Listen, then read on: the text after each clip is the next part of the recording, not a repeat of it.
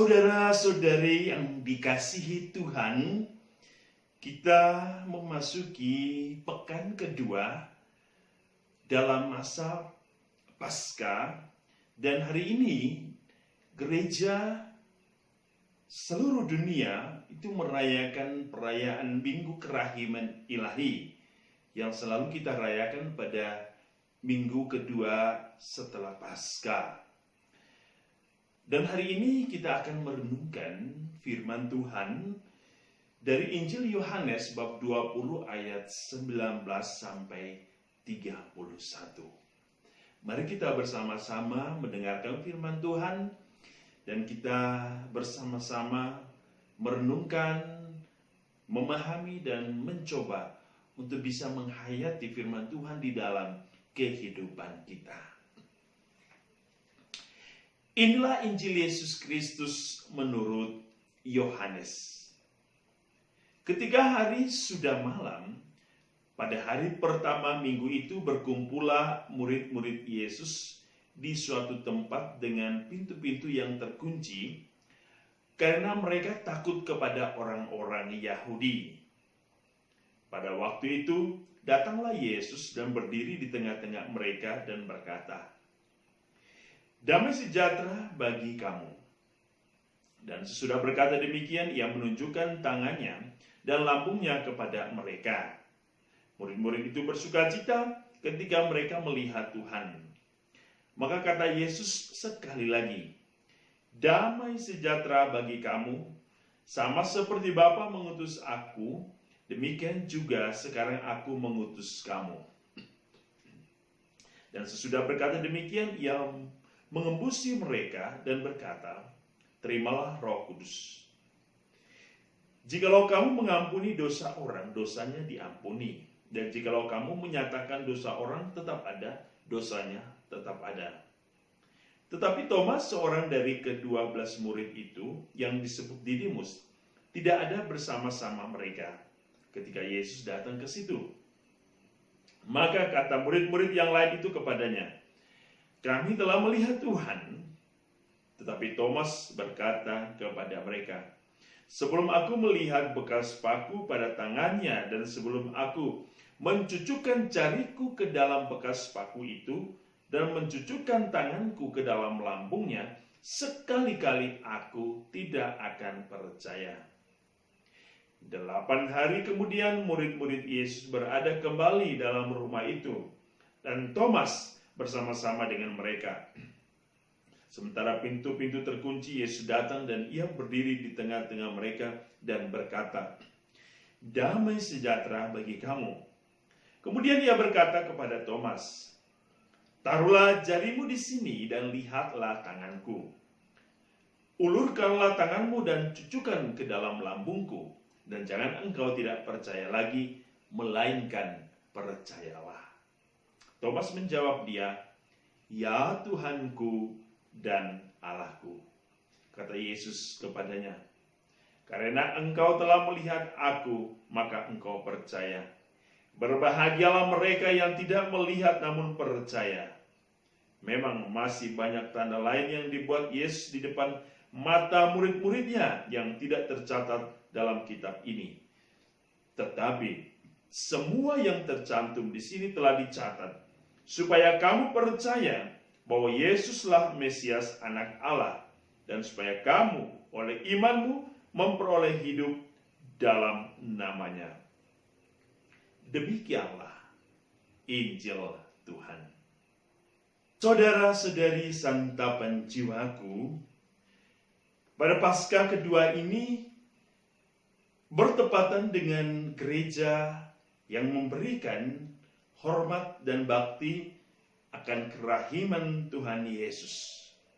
Santo Agustinus berkata bahwa selama oktav Paskah itu merupakan masa di mana penuh dengan pengampunan dan kerahiman ilahi Allah.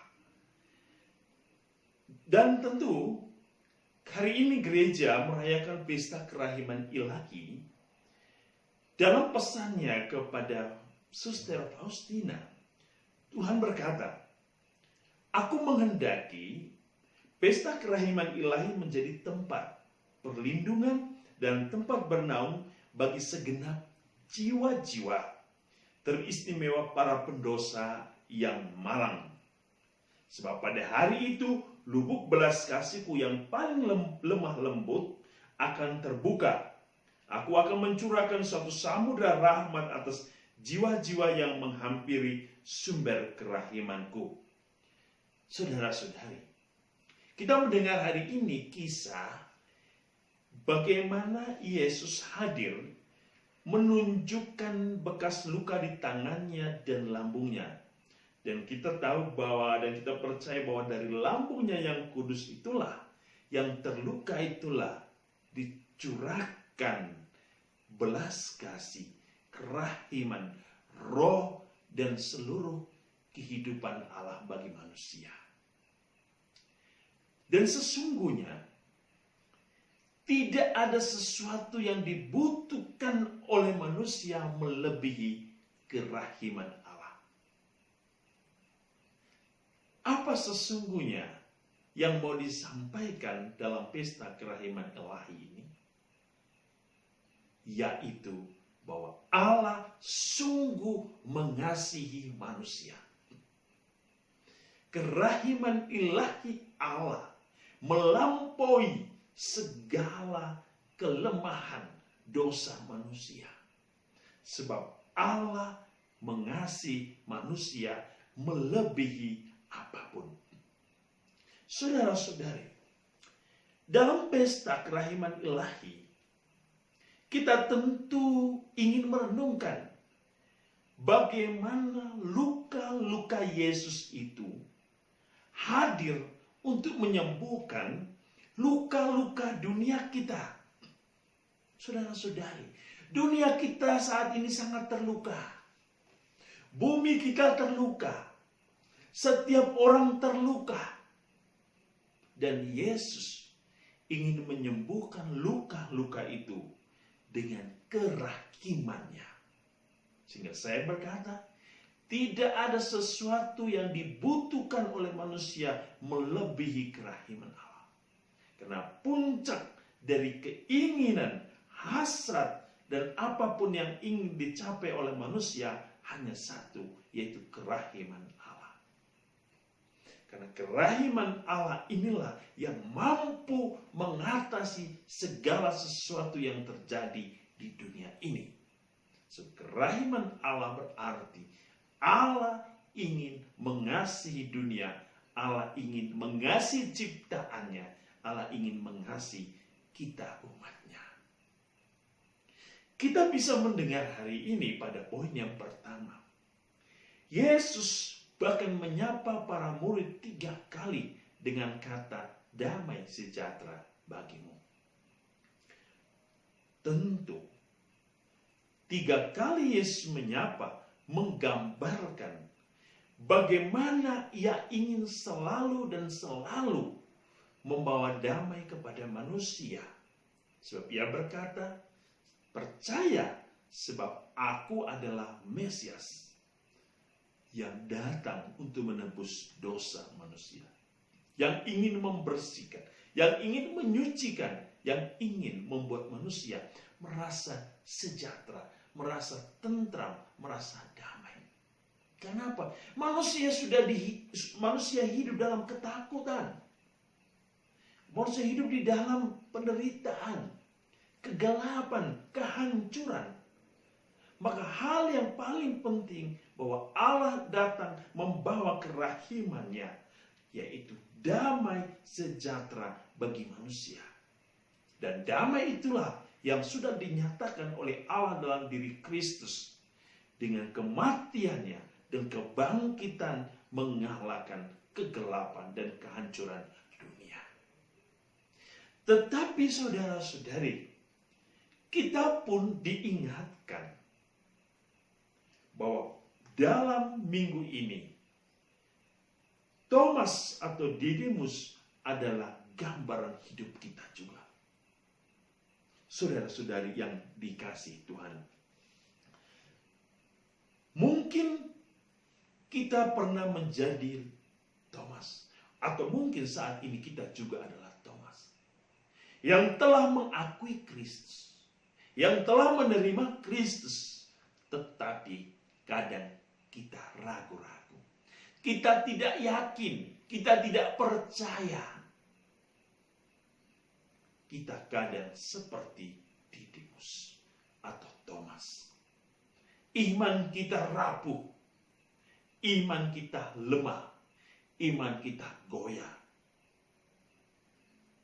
Saudara-saudari yang dikasihi Tuhan, sesungguhnya berbahagialah yang tidak melihat namun percaya. Inilah yang ingin ditekankan oleh Yesus. Kadang-kadang saudara-saudari, manusia itu membalikan kenyataan.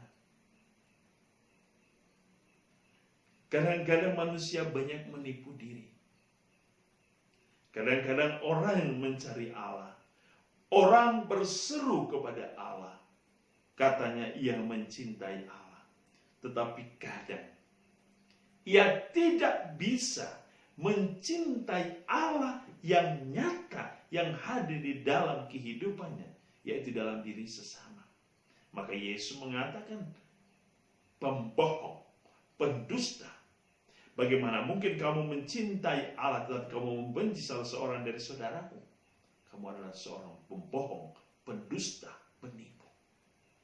Kerahiman ilahi Allah harus sungguh nyata di dalam kehidupan kita. Sehingga dalam Injil hari ini kita mendengar Yesus berkata, seperti Bapa mengutus aku, maka aku pun harus mengutus kamu. Ampunilah, berilah kedamaian, berilah cinta. Itu. Banyak orang tidak bisa mengampuni, banyak orang tidak bisa memaafkan satu sama lain. Karena apa? Ia tidak percaya, ia ragu, ia bimbang akan belas kasih Allah yang ada di dalam dirinya.